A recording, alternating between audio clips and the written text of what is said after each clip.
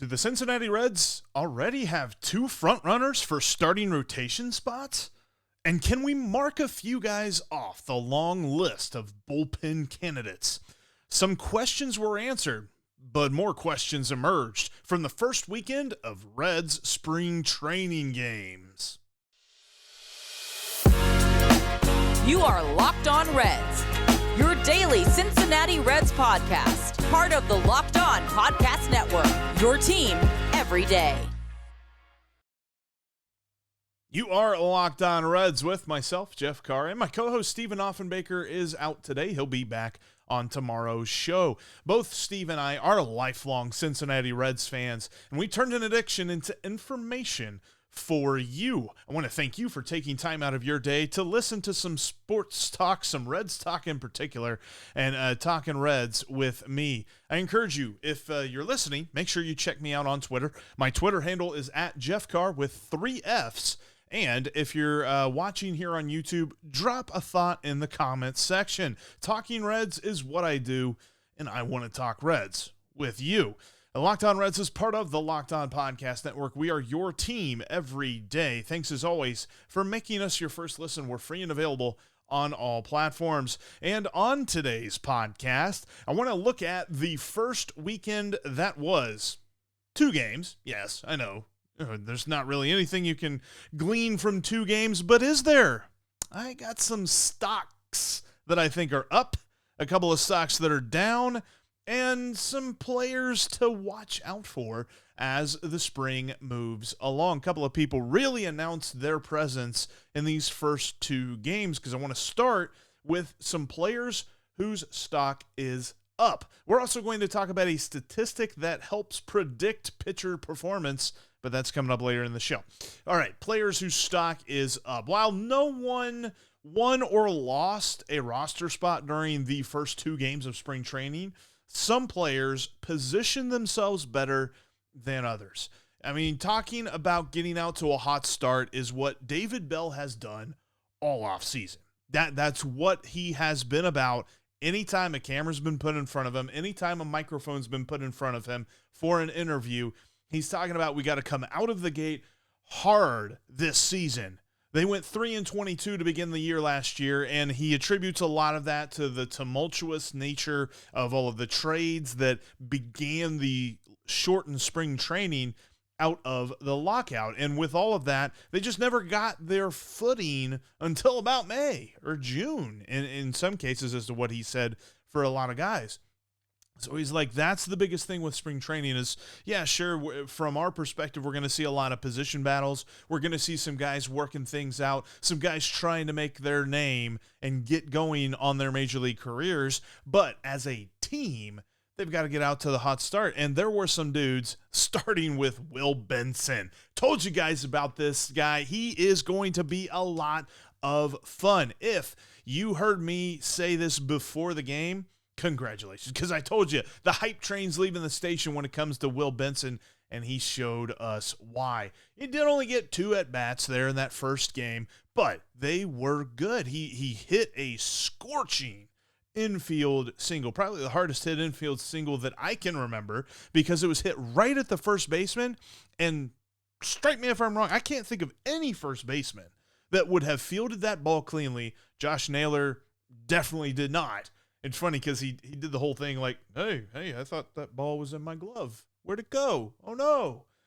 Will Benson got a single out of it. He ended up stealing second, went over to third, and then stole home on a bonehead play that was set up by the Cleveland Guardians catcher Mike Zunino because there was a ball 4, had a walk. For some reason, he thought that the runner was trying to steal second, so he throws down to second. And in that moment, Will Benson understood, I'm going to beat the throw home because he's still catching it. The second baseman was still catching it. And so Will Benson broke from third and sprinted home for the Reds' first run of the game. That is the kind of electricity this team needs. That is the kind of absolute just raw talent that we've been talking about when it comes to Will Benson. The fact that they were able to really hit this trade that I really think we can almost call it a Brandon Phillips. It's going to be in the category of a Brandon Phillips type trade where the Reds gave up next to nothing for him and could get a phenomenal player out of the deal. Plus, and I was looking at this as well. This is an overarching theme for this spring training for this year is team speed. Will Benson with his 2 steals, and then Jonathan India, he stole third earlier in that. No. Earlier in the game, he didn't end up scoring, but earlier in the game, he stole third. This team's going to get a lot of steals. Last year, raise your hand if you know the guy who led the team in steals last year. Bet you didn't think it was Nick Senzel. He had 8 steals, led the team. That's going to get blown out of the water this season. Will Benson might do it. Jonathan India cut down on weight and added speed. He's ready to go. This whole team is going to be mindful of their base running and be aggressive doing it. I'm looking at another guy, stock up. Obviously, this dude hit the walk-off home run to win the game against the Guardians, and that's Matt McLain. Matt McLain got the chance. He played in both games, Saturday and Sunday. He played shortstop on Saturday, came off the bench both games. He also played second base on Sunday. He had 2 hits. One was a single. The other was that walk-off homer, and he also drew a walk. Now, I think this is important because we talk about spring training performances and how you have to take everything with a grain of salt. In the grand scheme of things, Matt McLain hit a spinning cut fastball off of a dude who's not going to make the Guardians opening day roster and clobbered it for a walk-off home run. However, if he can add power to his game this year, he's going to live up to that first-round draft grade, the first-round draft pick that the Reds spent on him. He is going to be the guy that we hope he can be, and he can earn a spot on this roster because he tried to add power last year, and what he added was strikeouts to his game. Now, he's got to mitigate that and make sure that he can kind of cut that out. But on the other side of that coin, if power is part of his profile, then we are talking about a legitimate roster threat. And one other guy, and this one was interesting because if you're really trying to, talk about pitchers who had good stock and stuff like that, every single pitcher that the Reds used in these first 2 games threw 1 inning. Luke Weaver, he only threw 1 inning. And it's not going to make or break his starting rotation candidacy, but what was said and what was written about him might just do that because he's got 4 pitches that he's working with. He's working with a 4-seamer, a changeup, a curveball, and a cut fastball. If he can throw those 4 pitches almost interchangeably, he could be that veteran presence in the starting rotation that the Reds really didn't add. We've been talking about Luke Weaver all offseason as kind of poo-pooing him since he came over. 1 year's $2 million, hasn't pitched more than 66 innings in the last 3 seasons. 4 seasons, sorry, can't count. So I'm not really sure what we're getting here, but the reports are positive that he's putting in the work. He wants to be a starting pitcher for the Reds. And an honorable mention goes out to Luke Maile because that dude's got a cannon. Had 2 caught stealings, probably only had 1. There's no replay in spring training games, but the second guy he threw out might have been safe, but the umpire called him out. So, hey, that's 2 caught stealings for Luke Maile in his first action as a Red. But listen, I love that the stock is up. I'm not saying that any one of these guys has already figured it out. It's really just their first taste of game action, our first taste of watching them play in the games. But, I still think that these guys position themselves very favorably. However, there were 3 pitchers who put themselves a step behind everyone else. I'll tell you who and why coming up next. Before I tell you about that, though, I want to tell you about today's sponsor, and that is Built Bar. If you're looking for a delicious treat, but you don't want to add all the fat and calories, you've got to try Built Bar because Built Bar fits into literally every diet. With Built, healthy is actually tasty. Seriously, they're so delicious, you won't think they're good for you. Perfect for any sort of diet that you've got going on. Maybe you're still holding on to that New Year's resolution. Congrats if you are.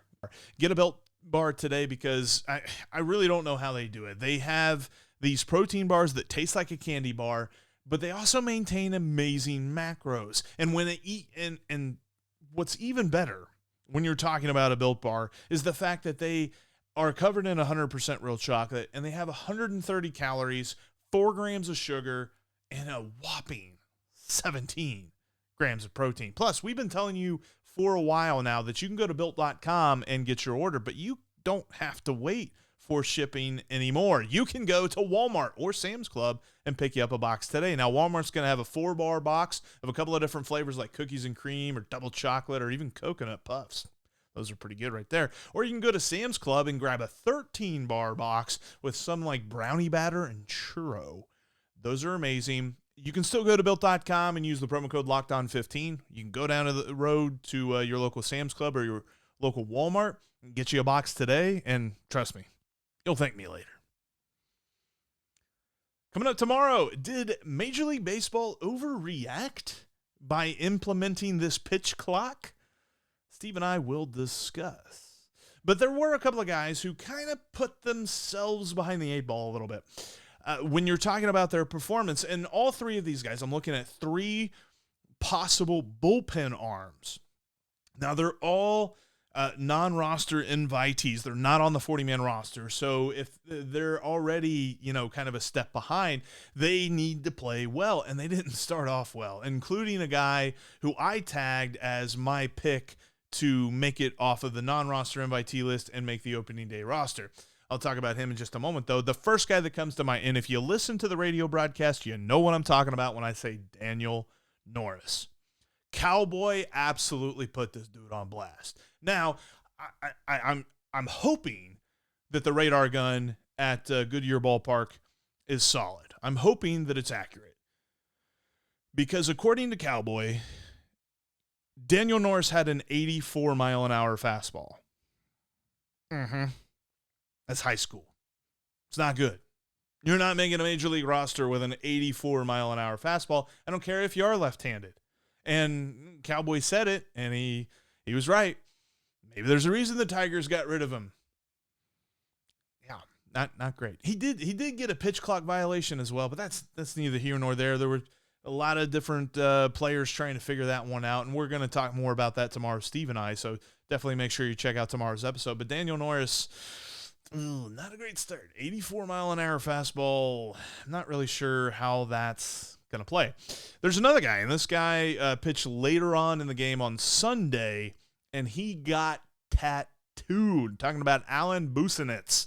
Again, another guy who is a non-roster invitee. This guy's a righty, though. And if you're trying to make a bullpen and you are amongst the throng of guys that the Reds are testing out in that avenue, you got to stand out a little bit. And if your first outing is going to be as bad as Alan Busenitz, he gave up 3 hits, including a homer, and 3 runs.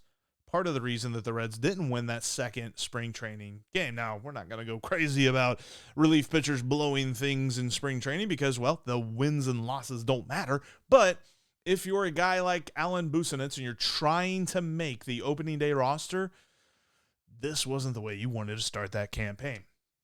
And the third guy whose stock is down after the first weekend of action is my dude Tyron Guerrero. He is the guy that I picked, and his profile is that he has a 104-mile-an-hour fastball, and that is amazing.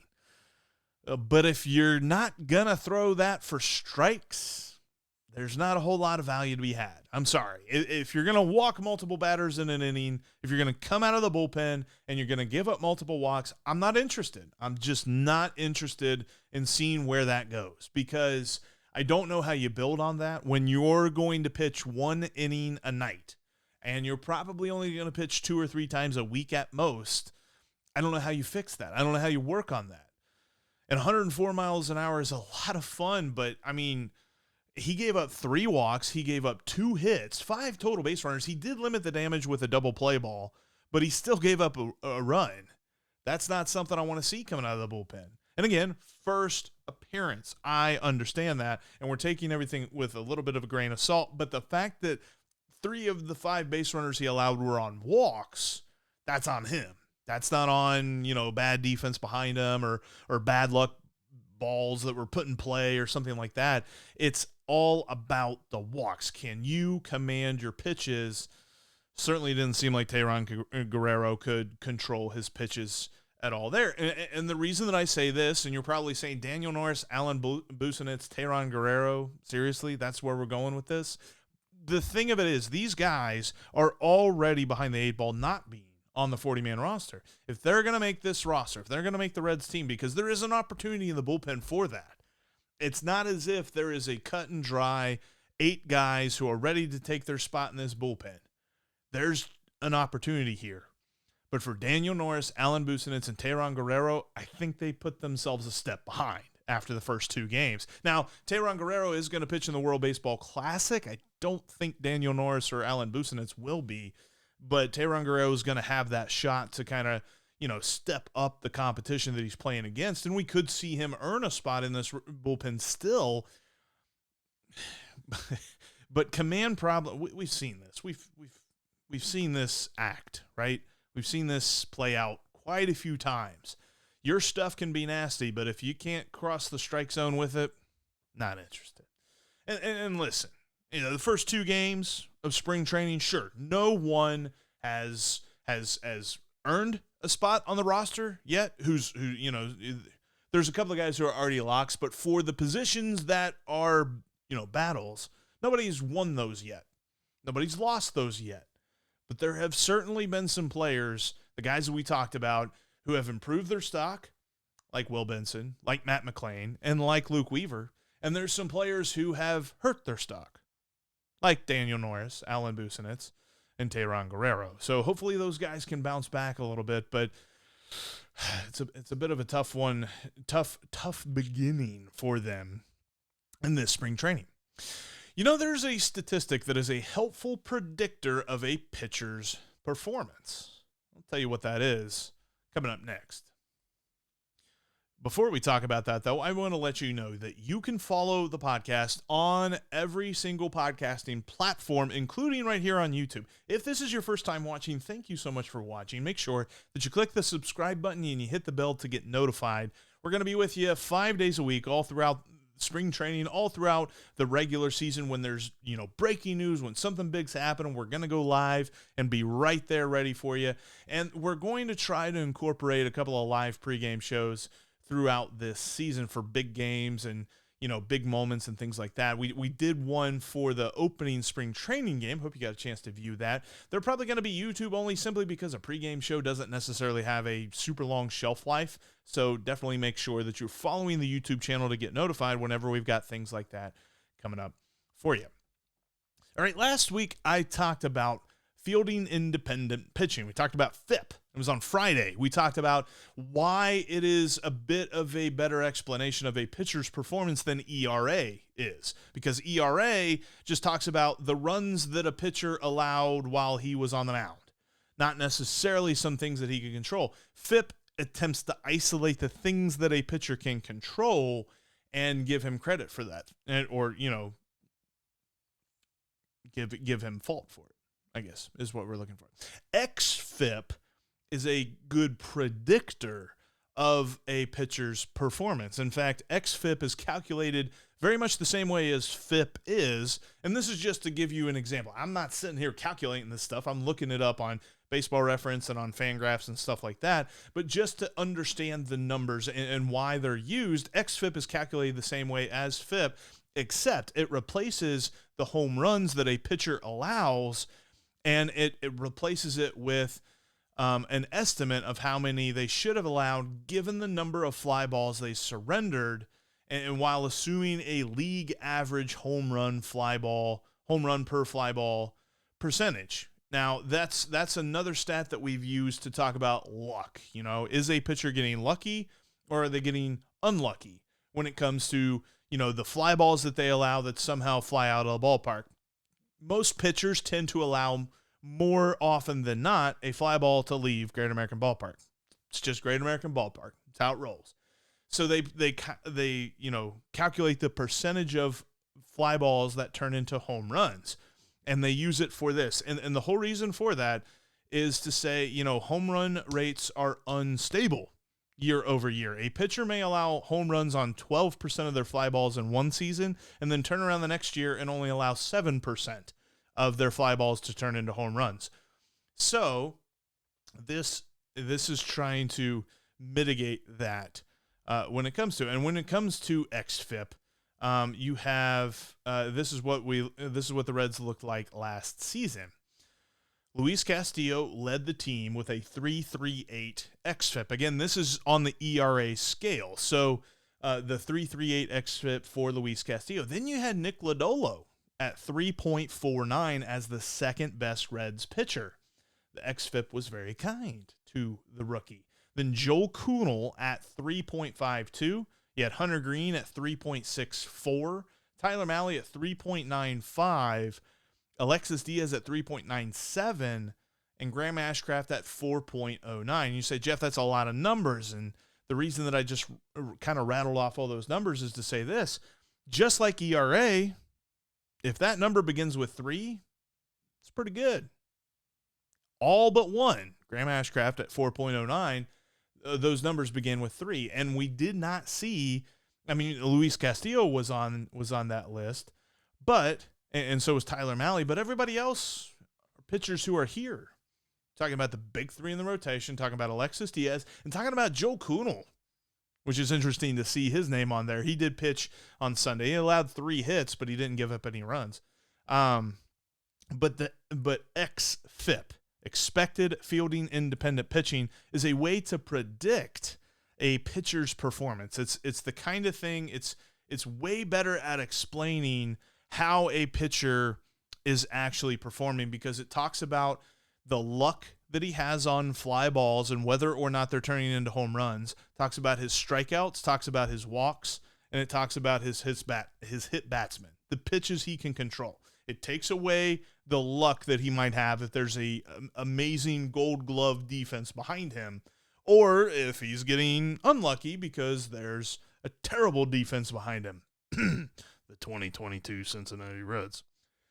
So that's why you saw some xFIPs that looked pretty tantalizing for some Reds pitchers because, well, they were pitching all right for the things that they could control.